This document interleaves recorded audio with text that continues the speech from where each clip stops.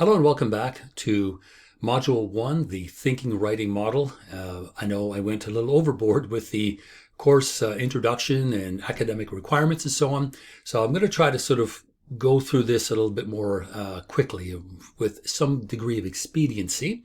So in the Thinking Writing Model, we're looking at essentially this, right?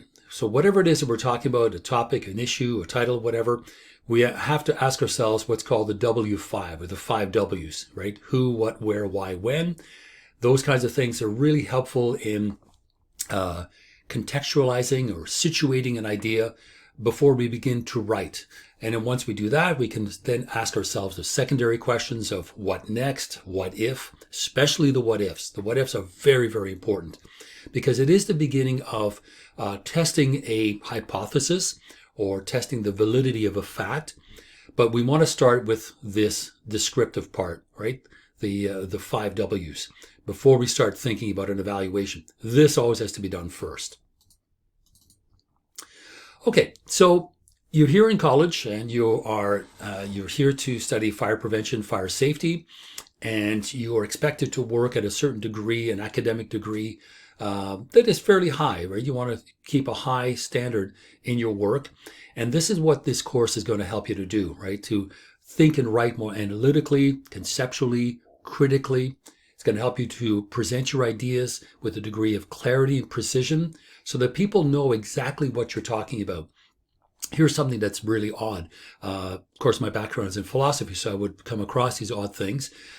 Plato, writing in 423 BC or something like that, was really reluctant and ambivalent about the role of language in thought, because around 750 BC, a new Greek alphabet was created, was devised out of sort of variations on the Hebrew alphabet that was around at the time. The point to all of this is Plato was really concerned with the way in which people were using language to not think anymore.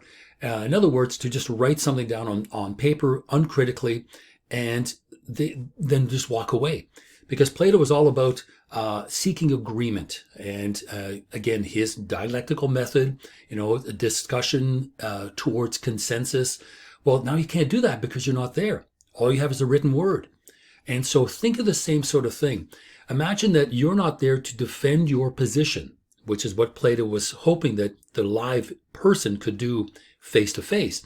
Now it's just a text. So you want to make sure that when you write, you can write analytically, conceptually, critically, and be able to represent those ideas with clarity and precision so there's no misunderstanding. Because if there is, you're not there to defend it. And the last thing you want someone to do is misunderstand what you're saying or misinterpret the ideas that you are presenting. So if you are a critical thinker, and certainly a critical writer, you want to be able to do 3 things. 1, articulate your ideas clearly and persuasively, understand and evaluate what you have read, and to discuss ideas in an informed and productive fashion. If you can do those 3 things, you are both thinking and writing critically, and you are now embracing that thinking writing model. So if you can do that, you are doing exactly what is required of you when you finish this course, to be a critical thinker and a critical writer. And when you are thinking and writing critically, you're doing those very things. You're presenting and articulating ideas clearly, persuasively, and carefully. And you're also evaluating the material that you are responding to. Now, of course, in fire prevention, fire inspection, fire safety, you're going to be dealing with fire scenes, for example. So when you're understanding and evaluating what you're reading are the clues, right? The facts that present themselves. And from there, you've got to work backwards to figure out what happened. So whether you are writing whether you're responding to a written text or to something in front of you, you're essentially doing the same sort of thing. So what makes a thoughtful writer, a critical thinker? Well, there's 4 things. A degree of curiosity, a degree of open-mindedness, something, again, sorry, but I gotta slam the Americans on this one, and some Canadians, right? We're not immune. There's a degree of closed-mindedness, which is a serious problem. To be knowledgeable. and also to be creative, right? To present that material in a way that people are going to embrace it and think about it in a unique way. So curiosity, right? To be curious, to explore situations with probing questions and penetrate beneath the surface of issues, not be satisfied with a superficial understanding of something, to dig deeper, right? We want the facts. Why are we thinking this way? Why is this person thinking this way? We need to be able to look at something, whatever it is that we're corresponding with or responding to, and maintain the degree of curiosity, because it segues rather nicely into the second one, which is open-mindedness. Because if you are not curious, you're probably also not open-minded. And you have to be this way in order to be willing to listen to an opposing viewpoint, or in the situation of trying to find out the cause of a fire, very much open-minded. Because when you first walk in, especially when you first start out, you will simply be sort of hypothesizing about what may have occurred. Now, experience, wisdom, those two things will help you to maintain an open mind, but at the same time be able to sort of pick out what is important and prioritize some of these clues and some of the evidence that you see. So curiosity and open-mindedness is something that is very much valued no matter what we're doing, whether we're thinking, writing, investigating. All those things are going to happen to matter in the end, because you want to be able to explore the subject from different perspectives, different angles, right? Think back to that model I just started with, the what if, right? What if this? What if something else? And if you can do that, the likelihood is we're going to be able to get to the bottom of things. Now, while we're doing this with a degree of knowledge. We want to be able to support our opinions, because at first that's what they are, or hypotheses. Support those things with facts, evidence, and with reason. So we need to be able to do that, and we need to be able to understand how we can come up with an informed opinion.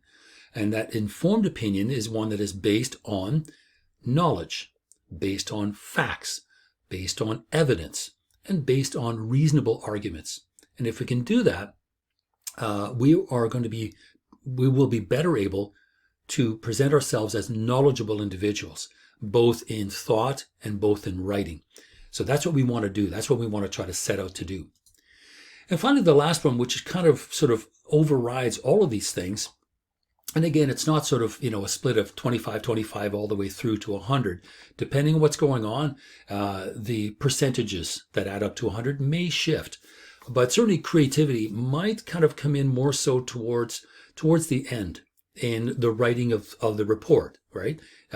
Creative use of language. But we don't want to be so vague that we miss the point. The individuals miss the point. So open-mindedness, curiosity, creativity, those seem to work together.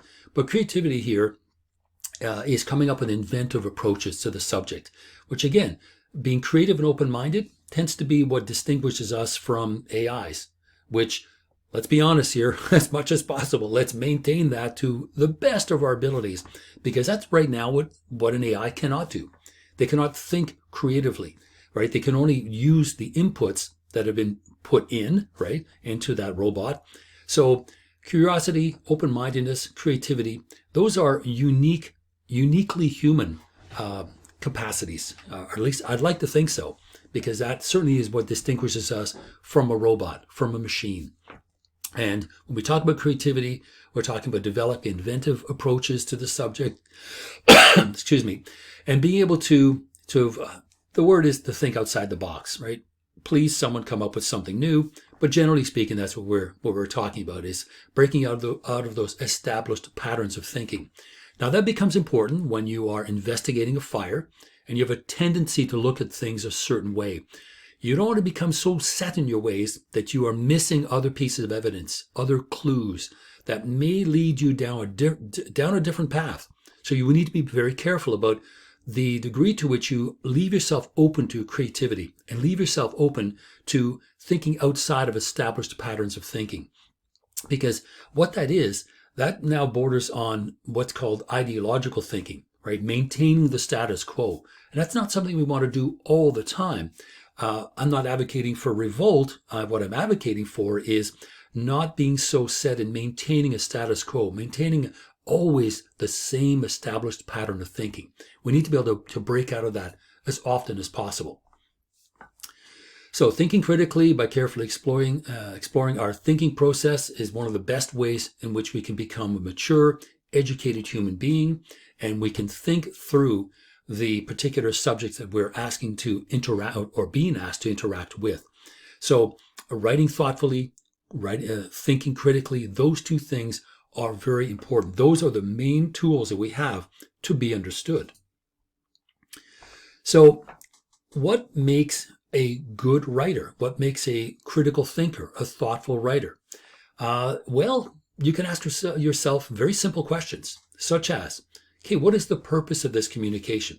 Is this a report that could go eventually to in front of a police chief or a detective, an investigator, an arson specialist? Could it be submitted to an insurance company to either allow or deny a claim that a person has put forth to the insurance company because their house burned down? So what is the purpose of that communication? Why am I writing this? That's important. Okay, what is the subject, right? Very likely in your case, you're going to be writing about investigations into fires, the cause of fires, the consistent reasons why fires seem to start in a certain place and not others. So that's the subject at hand. Who is the audience? That often has to do with the purpose of the communication. We can have sort of a general audience. You might be able to get a job, let's say, for argument's sake, writing for a newspaper. If they still exist in 2021, I'm not sure, but let's say a blog. Okay, let's be hip here. You're writing a blog for an audience. Now, you don't know who that audience is. They have clearly an interest in what you're saying, but at the same time, you need to make sure that the audience is not going to be sort of confused or unsure of what you're saying, because let's say the jargon that you're using is so specific to that field that many of the things that you're discussing, you are assuming the audience understands, when in fact they don't. So that miscommunication can be always implicit in the degree to which you are making assumptions about the audience and what they may or may not know. So we should consider the audience. Is it general population, whatever that may be? Is it other fire chiefs? Is it other students that know the same amount of material, have the same amount of knowledge? It depends. So an awareness of your audience has a lot to do with the degree to which you will become specific in your language. And specific, I mean by making assumptions, rather than taking the time and describing and defining that which you are talking about. Who is the writer and what is their perspective? You as the writer will be a fire investigator, and you're going to be presenting material to people that is important because that report may then turn around and generate a criminal charge, a denial of an insurance claim, a decision by policy planners to change something about the structure of a city, or it could be any number of things. So the writer needs to be aware of not only the purpose of the communication, what is the subject, who is the potential audience, because all of these things will identify who the writer is. What kind of writer am I? Am I going to make assumptions that what I'm writing is going to be understood by the readers of this text? Are there potential readers? Are there implicit readers as opposed to explicit? So all these things do matter. So when you're thinking creatively about ideas, you want to communicate, you want to think critically in order to organize and clarify your ideas and your thoughts. You then want to turn around, and once you do that, so you've done the investigation, now you want to move to the level of interpretation, and there you want to still use clarity and concision. You want to be concise with your language. So you wish to be able to communicate, and you wish to be able to communicate your ideas clearly and thoughtfully and appropriately. Because remember, like Plato worried 2,500 years ago, you're not there to defend your ideas. You wish for your ideas to be clear from the get-go. They are clear on that page. So the writing process that takes place there is, again, a fairly straightforward one, right? You want to be able to generate ideas. You want to define the focus. You want to begin drafting and organizing and revising your material, and then proofreading. Here's an example right here. This is this is a book that I've just had, will have published, there you go, which is on the Situationist International. I may have mentioned it before and showed it to you. Gotta find somewhere to put it now. And that required the generating of ideas, the defining of a focus. I'm going to be talking about the arts and politics of this particular group. And I've divided each one of those aspects into chapters. I talk about the relationship to poetry, the relationship to art, the relationship to political theory, the relationship to social theory. And then I begin writing. And of course, because I wasn't writing for anyone else but myself, what did happen though, luckily, is it ended up being, or will be, the manuscript for a course that I'm teaching starting this week at Western. So that's was very beneficial. But I didn't know at the time. So I wanted to make sure that my ideas were clear, that I did not assume anything on behalf of the reader, and took the time to explain my terms, right? Define your terms is something that critical thinkers want to do all the time, because there are different versions sometimes of words. I've used the word dialectic a couple of times, and dialectical thinking means different things to different people. So you need to be able to explain yourself. And again, don't worry about what dialectical means. It's not important in this course, but here we want to be able to explain the focus of the text, right? Whether it's a case study, a report, a manuscript, it doesn't matter. But once you generated the ideas and you defined the focus, then the hard work, right? The drafting, the organizing, the revising, the proofreading, that's the work. And so for me, I tend to do an awful lot of thinking, and then I just kind of puke out everything and I just write like mad. Then I can go back and I can organize it, and I can revise it, and I can proofread it and see where there are clunky bits, where the transitions aren't as clear. So sometimes, and it's a strategy that I've adopted, it seems to work, is I pose a question at the end of the paragraph. And sure enough, the following paragraph provides an answer. So as the reader is working through the material, they can see the flow of ideas and how we move from one to the next to the next. And we do it in a kind of intuitive, logical kind of way. And so nothing is a surprise. Now, I'm not asking you to write a book, no. But what you may do once you're in the field and working is possibly write a case study. That might be in class, but also reports. No matter what you're writing, that report needs to be clear, because you won't be there to defend it. And you want to make sure that people base their decisions on clarity and concision, rather than a possible misunderstanding of something. You don't want to do that. So one of the ways in which we can do this, and this is for better or worse, is through the art of rhetoric, right? That is inventing and organizing your ideas in a very persuasive sort of way. And that can be done using a vivid metaphor or an analogy of some sort. So people can look at it and go, yeah, I hadn't really thought of it. Now, the first one that pops in my head is from, Forrest Gump. Think about it for a second. Go, Forrest Gump, right? Life's like a box of chocolates. It's stupid, yes. But the notion that life is full of surprises, right? You don't know what you're going to get. It's a silly metaphor, but it gets the point across. Hopefully we're going to try to elevate ourselves to something higher, but that's rhetoric. It's using a metaphor or an analogy to present an idea to someone that makes them realize the essence of the idea that you wish to present to them. So that's what rhetoric is. And it's used in a number of different ways. Sometimes it's used unethically. When we sort of slide from talking about an idea to talking about the person that is talking about the idea, and it becomes an attack on the person rather than the idea. That's called ad hominem. That's basically Latin for to the man. And so you don't want to be attacking the person. You want to attack the idea. So that's what we're talking about when we're using rhetoric unethically. So when we talk about rhetoric, though, we're talking about purpose, we're talking about audience, the subject, the writer. And these are the things that we want to think about. Who is the potential audience?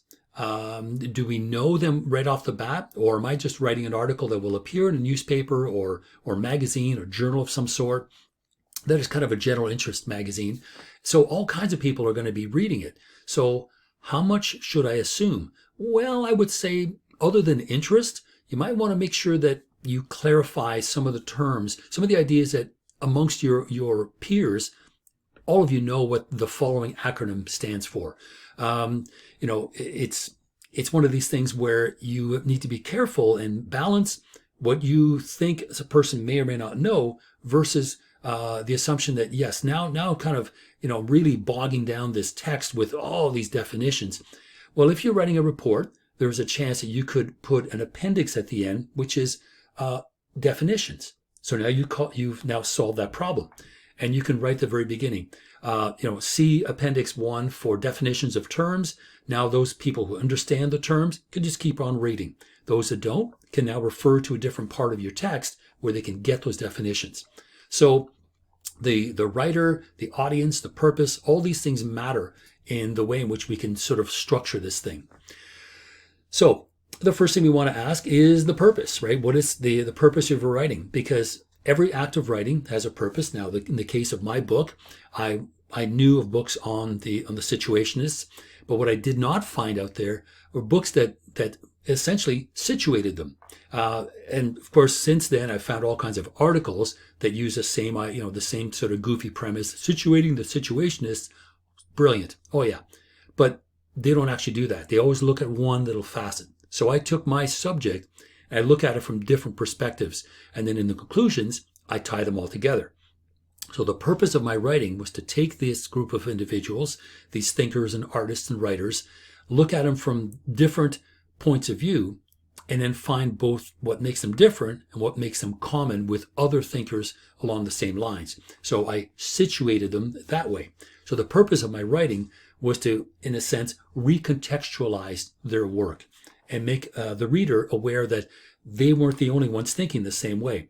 Some people were thinking the same way 100 years prior, but because they lived in Czechoslovakia, nobody knew about them. Or people that were living contemporaneously. In other words, living at the same time.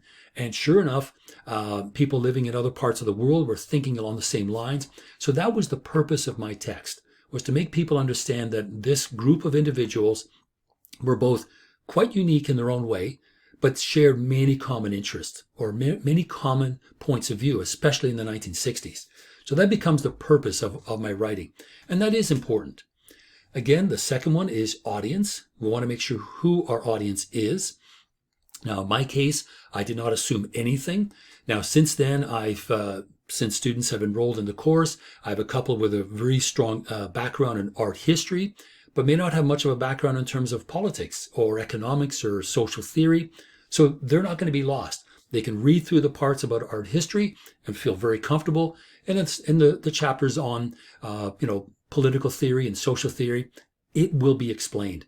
So they won't be lost. Now, that was my audience that I idealized and I thought about, but as it turned out, I always consider them. I considered who my audience was. And that becomes important because it allows you to think about using language in a certain way, but always to make yourself clear. Third is the subject. You're always writing about something.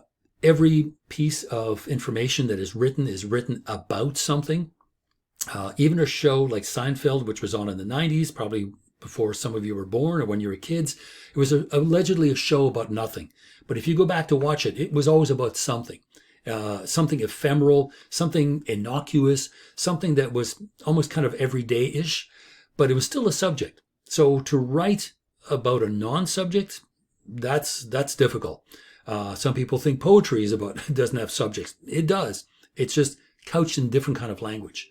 So you must always be clear what that subject is.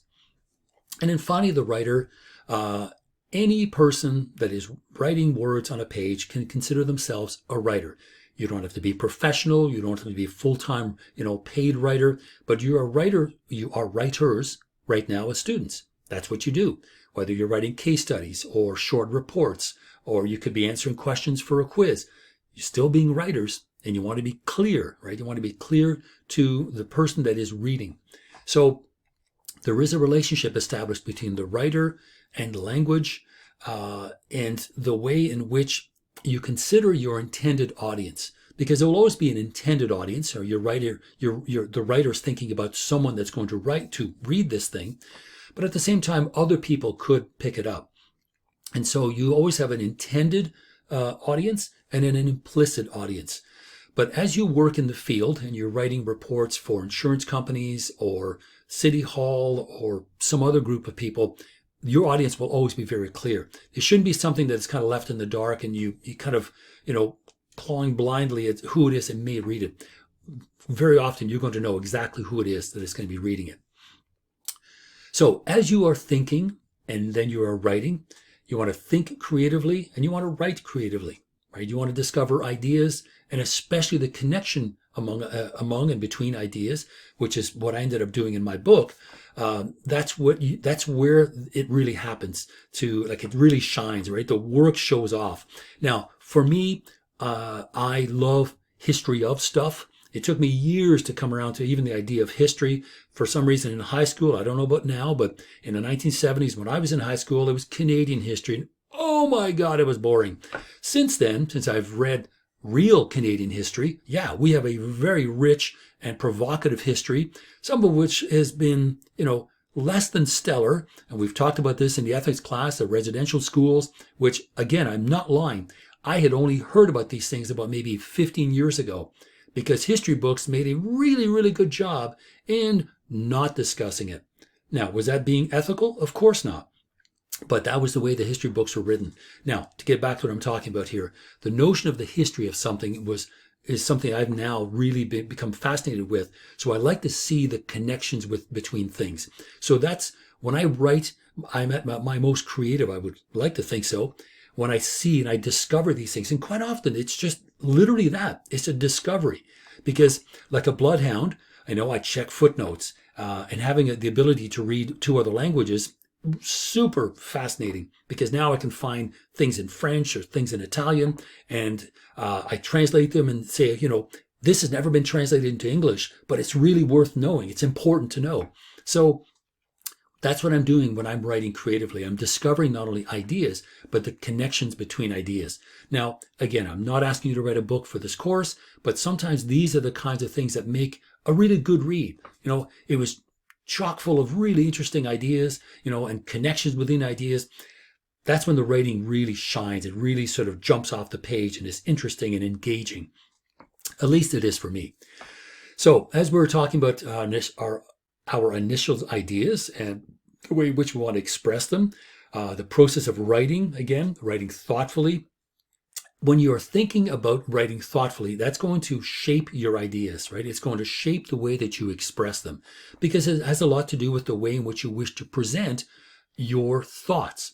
And you want to do it always clearly, concisely, but certainly with a degree of creativity. We don't want to have it look so factual that it's just the facts, right? We want to be able to embellish it a little bit with the proper analogy or the proper metaphor. All these things matter in making a really good text. Now, if you're taking electives during the time you're at Fanshawe and you are going to take, let's say, a film course or maybe one of my philosophy courses, it's there that you really will have a chance to use some of these, some of these ideas that we're presenting, some of these tools that I'm discussing. But still, even now, thinking about what you're going to be, which is a fire inspector, fire prevention person, investigating fires. These things, to me, I think still matter because you're going to be doing similar things. And I don't want to even say by analogy. I'm going to say you will be doing the same thing. You're going to investigate a fire. You're going to start to generate ideas. What caused this fire? Okay, now you want to define a focus. My main thesis is I need to find out the primary cause of this fire. There could be secondary causes. Remember, we talked about in one of the modules, we're going to be looking at causal relationships. So defining the focus, the main thesis is finding the primary cause of a fire. So if that's the case, that's fine. But you're going to do it in such a way that you want to make sure that you can distinguish between the primary causes, the secondary causes, or the accelerants, because this happened and that was there here, in the context, this is the result. It was a fire. So now you organize your ideas. You organize or prioritize, in this case, the evidence, the facts that are presented to you through your investigation. Then you begin drafting and revising and editing these ideas and shaping it into something that is convincing, persuasive, but also reasonable. Because we don't want to start making these grand conjectures and hypotheses that cannot be proven.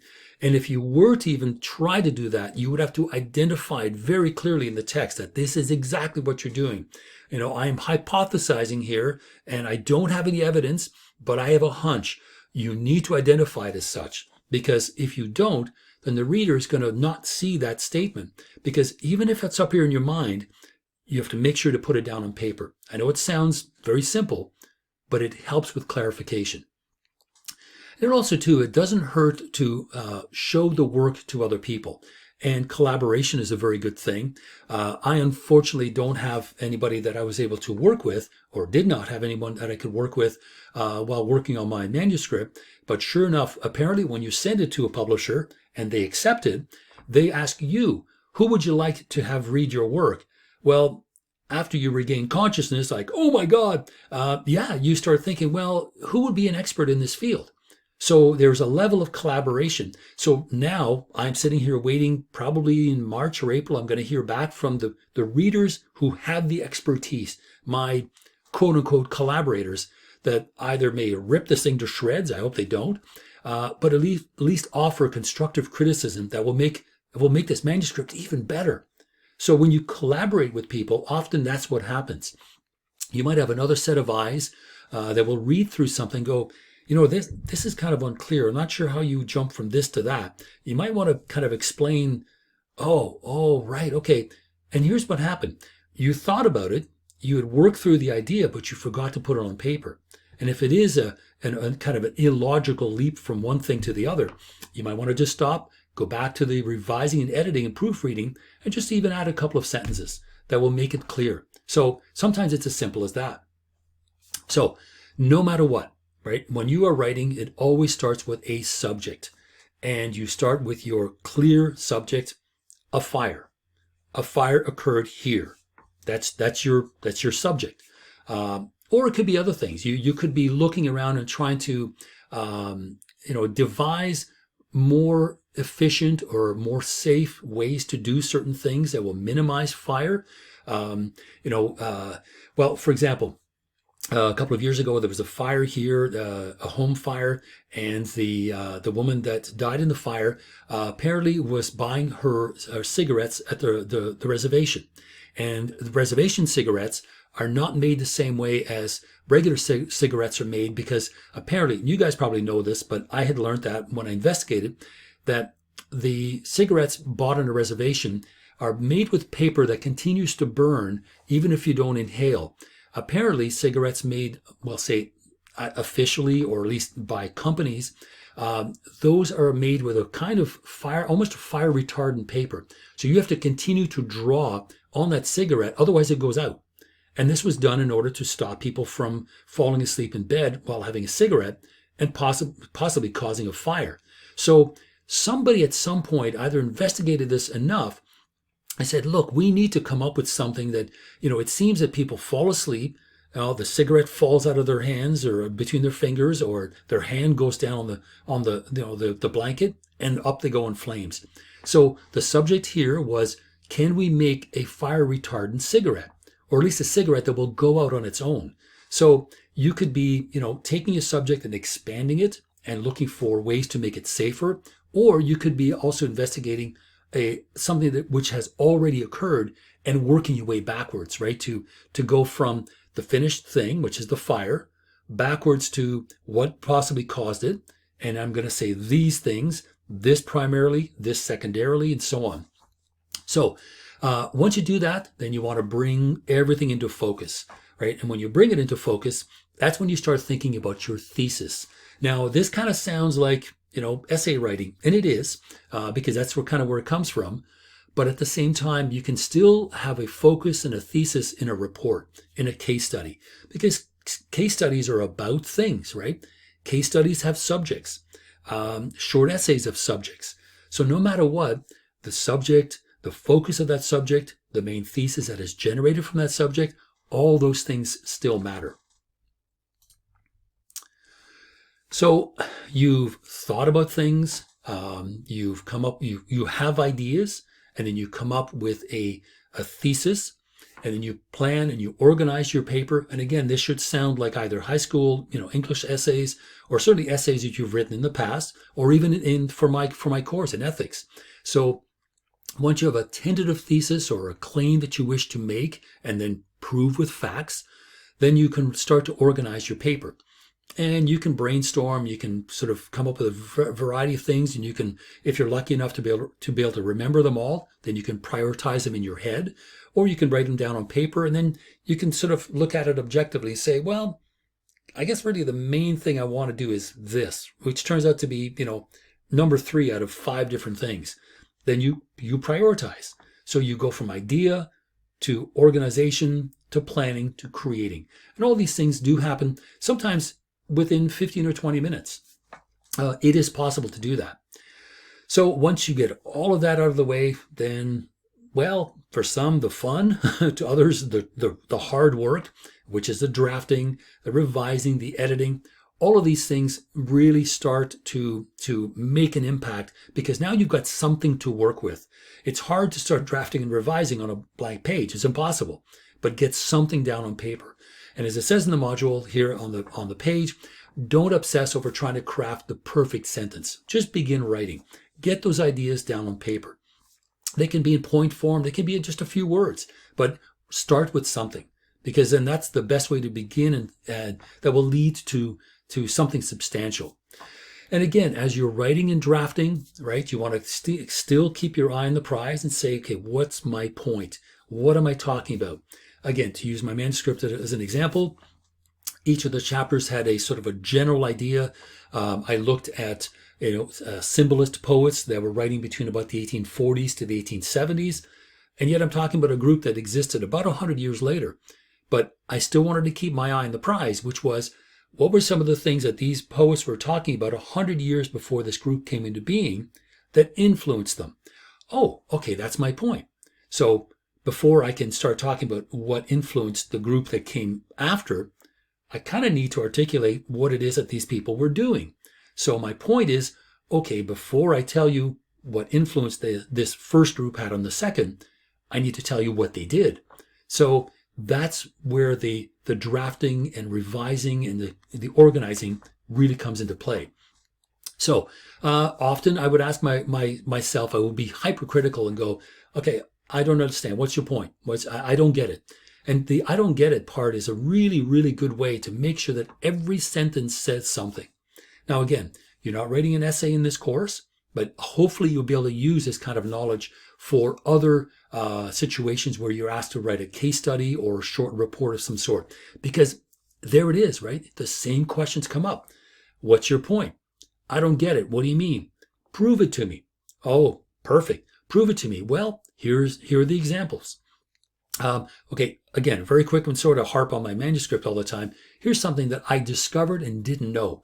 So as I'm working through the chapter on the symbolist poets, and they're poets, and I'm talking about a revolutionary group that existed in the 1950s and 60s, and I asked myself at one point, well, they're poets. What do they have to do with revolution, with politics? Like what's going on? So I said to me, prove it to me. Why was what these people were doing in the 1840s through to the 70s not only relevant, but somehow a unique way to do something that would influence this group 100 years later?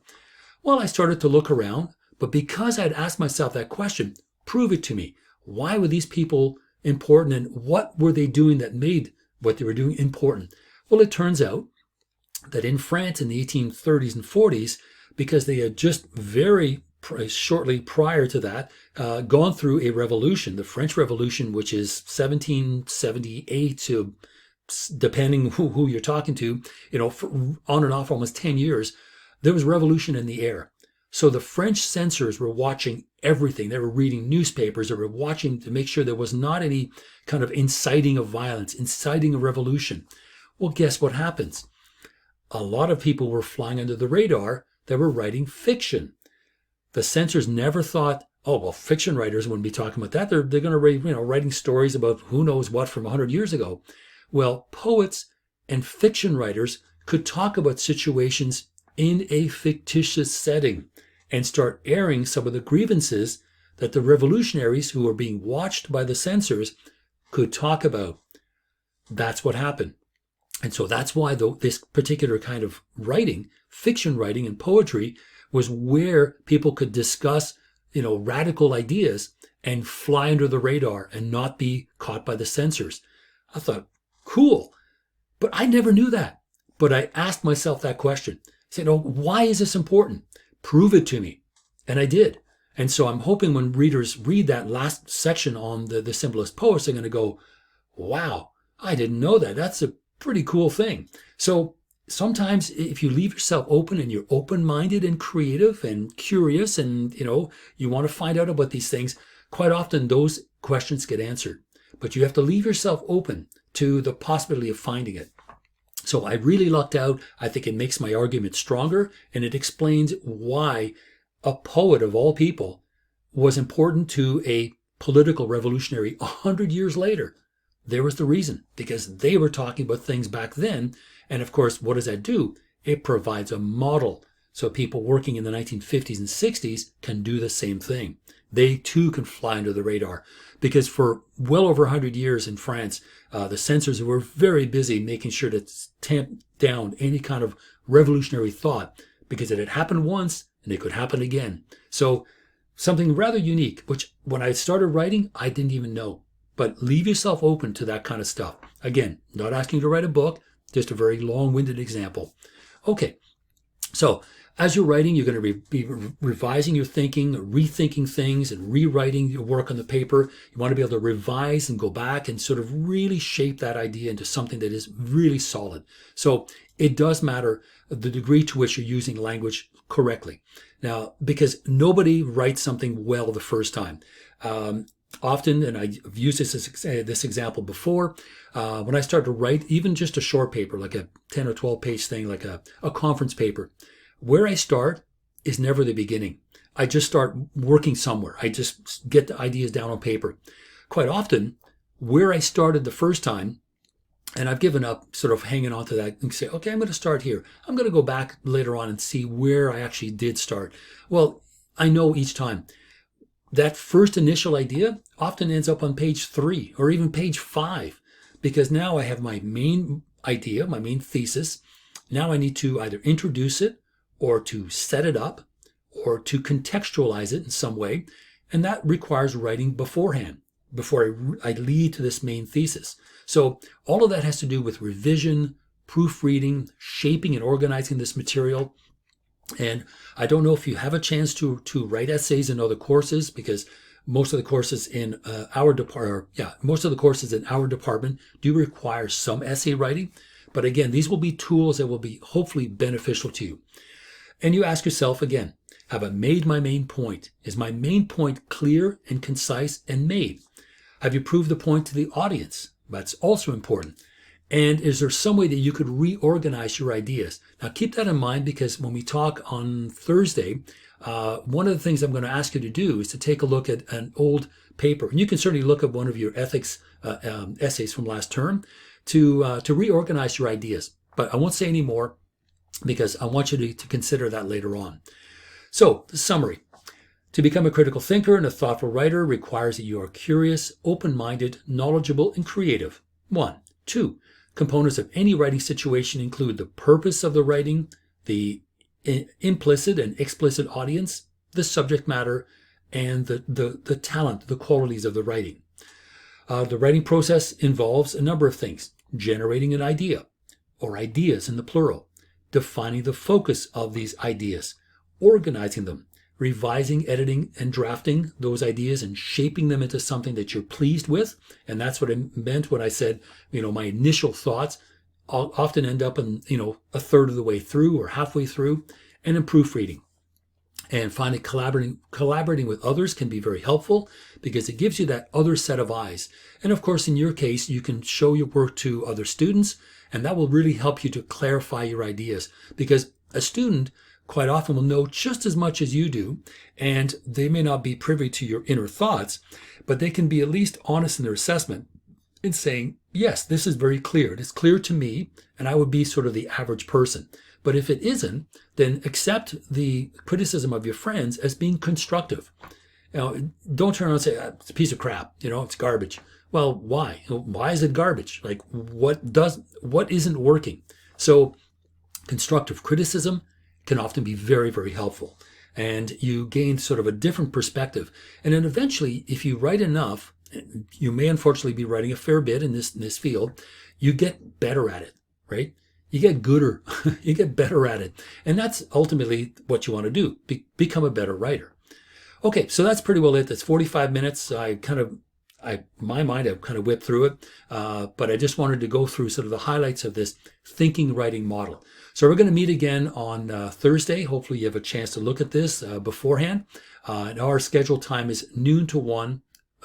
Yes, on Thursday, because I also will be coming off a 2-hour Zoom prior to that from Western, luckily still in my house.